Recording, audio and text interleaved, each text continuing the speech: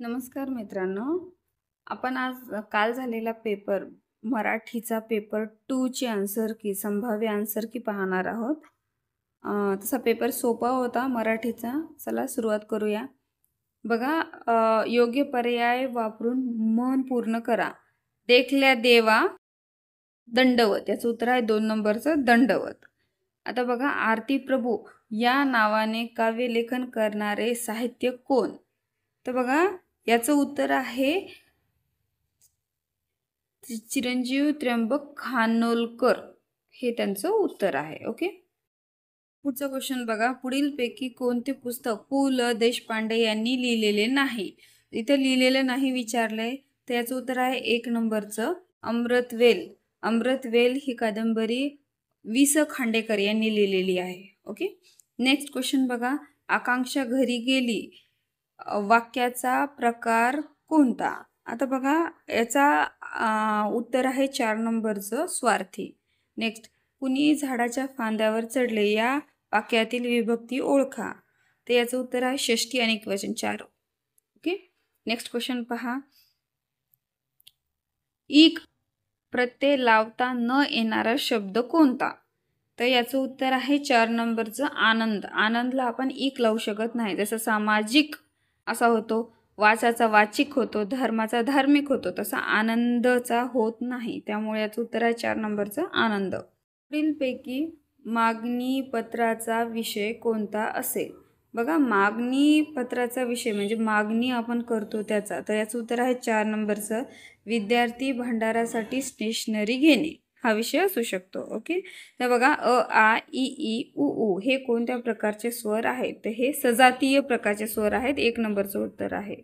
धरणी या शब्दाचा लघु गुरुक्रम कसा असेल? याचं उत्तर आहे 4 नंबरचं। ओके, नेक्स्ट क्वेश्चन बघा, झाकले माणिक या शब्दात याचा योग्य अर्थ काय? झाकले माणिकचा याचा अर्थ आहे, याचं उत्तर आहे 3 नंबरचं साधा पण गुणी, असा अर्थ होतो याचा।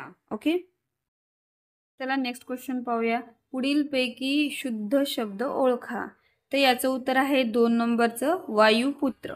ओके, नेक्स्ट क्वेश्चन बघा, पुढीलपैकी वचन नियमाच्या दृष्टीने गटात न बसणारा शब्द कोणता? याच्यात गटात न बसणारा शब्द दिलेला आहे, तर याचं उत्तर आहे 1 नंबरचं फुले। ओके, नेक्स्ट क्वेश्चन बघा, वाक्यातील क्रियापद जेव्हा कर्माप्रमाणे बदलते, कर्माप्रमाणे बदलते त्याला आपण कर्मणी प्रयोग म्हणतो, याचं उत्तर आहे 3 नंबरचं कर्मणी। ओके, चला तर नेक्स्ट क्वेश्चन पाहूया। आतापर्यंतचे क्वेश्चन सगळे सोपेच होते मराठीचे। आता बघा, तुला हे पुस्तक आवडले का या वाक्यात गाळलेल्या जागी कोणते विरामचिन्ह येईल? तर बघा, विथ विचारले तुला पुस्तक आवडले का, जेव्हा का हा प्रश्न येतो तेव्हा ते प्रश्नचिन्ह येतं, प्रश्नार्थक वाक्य येतं, म्हणून इथं उत्तर आहे याचं 2 नंबरचं प्रश्नचिन्ह। खालीलपैकी संत तुकारामांनी लिहिलेला ग्रंथ कोणता? तर संत तुकारामांनी लिहिलेला ग्रंथ म्हणजे अभंग गाथा, 3 नंबरचं उत्तर आहे। शाळा माते समान आहे या वाक्यात शाळा हे काय आहे? तर शाळेला एक उपमेय म्हटलेलं आहे, माते समान उपमा दिलेली आहे मातेची, पण उपमेय काय आहे? शाळा, म्हणून इथं उत्तर आहे 1 नंबरचं उपमेय। बघा, नेक्स्ट क्वेश्चन, कडा कडा फोड नभ उडू मखिका खडबडीत दिग्गजा तुडव रवी मालिका यात कोणता रस आहे? तर याच्यामध्ये रौद्र रस आहे, म्हणून याचं उत्तर आहे 1 नंबरचं। ओके मित्रांनो, तुम्हाला जास्त मार्क पडायला काहीच हरकत नाही मराठीमध्ये, कारण मराठीचे सर्वच क्वेश्चन सोपे होते। नेक्स्ट क्वेश्चन बघा, तुला काय पाहिजे या वाक्यातील काय या शब्द कोणत्या प्रकारचे सर्वनाम आहे? कोणत्या प्रकारचे आहे? काय काय हा प्रश्न चिन्ह विचारतो, म्हणून इथं प्रश्नार्थक हे याचं उत्तर असेल 3 नंबरचं। ओके, नेक्स्ट क्वेश्चन बघा, माधुरी माझ्या बहिणीची मुलगी आहे या वाक्यात किती नामे आहेत? तर या वाक्यात 3 नामे आहेत, माधुरी, बहिणी आणि मुलगी ही 3 नामे आहेत। नेक्स्ट क्वेश्चन बघा, वनिताने लाडू खाल्ला या वाक्याचे अपूर्ण भविष्यकाळी रूप कोणते? आता अपूर्ण भविष्यकाळी विचारले, तर म्हणून याचं उत्तर आहे 2 नंबरचं वनिता लाडू खात असेल. ओके. नेक्स्ट क्वेश्चन बघा. स्वभाव प्लस उक्ती याचा योग्य संधी शब्द कोणता?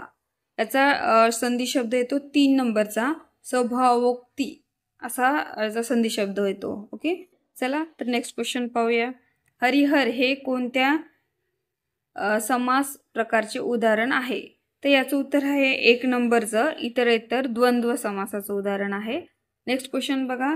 पुढील पैकी वर शब्दाचा समानार्थी नसलेला शब्द विचारलाय. तर याचं उत्तर आहे 2 नंबर जरा. ओके.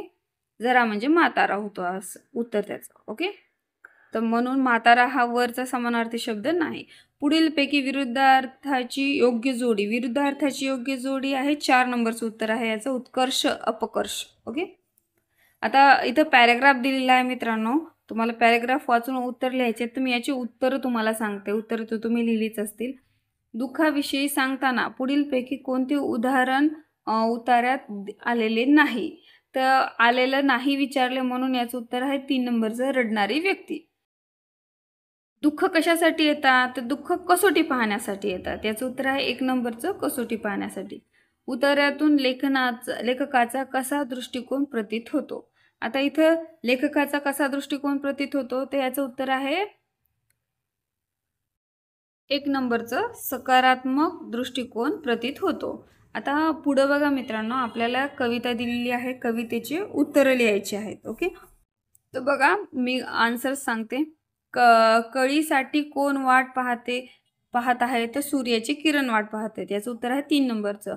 पुढीलपैकी कोणता निर्धार कळीच्या मनात नाही? तर कोणता आहे याचं उत्तर? त्याचं उत्तर आहे सूर्य होण्याचा निर्धार कळीच्या मनात नाही. 1 नंबरचं. कवितेतील कळी म्हणजे कोण असावे? तर याचा शब्दशः अर्थ न घेता याचं उत्तर असेल 4 नंबरचं जन्माला येणारी मुलगी. कळी म्हणजेच येणारं नवीन फूल म्हणजे जन्माला येणारी मुलगी असा त्याचा अर्थ असू शकतो. हा असा माझा अंदाज आहे मित्रांनो. बघा आपले हे मराठीचे संभाव्य आन्सर की होती. तुम्ही चेक करा आन्सर्स. ओके. थँक्यू.